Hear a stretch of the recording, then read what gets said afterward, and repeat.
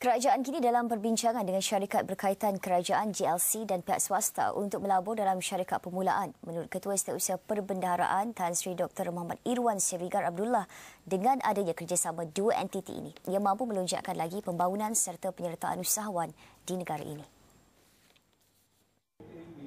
Muhammad Irwan berkata penglibatan GLC dan syarikat swasta dalam membantu syarikat permulaan penting bagi kebaikan dua-dua pihak.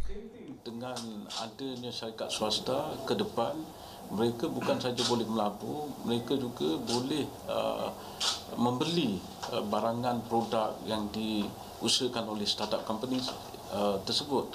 Sebagai contohnya, banyak idea-idea yang berbentuk solution untuk masalah tertentu.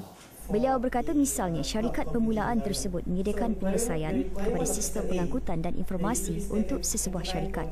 Idea syarikat permulaan yang bernas boleh diketengahkan untuk diguna pakai di dalam syarikat swasta dan GLC tersebut.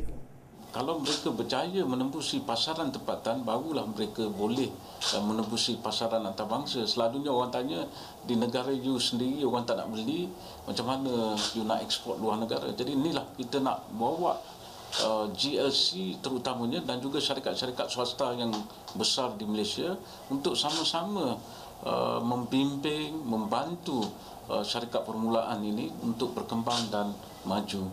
Beliau berkata demikian ketika sidang media sesi pembentangan skim usahawan permulaan Bumiputra Superb di Cyberjaya pada Khamis.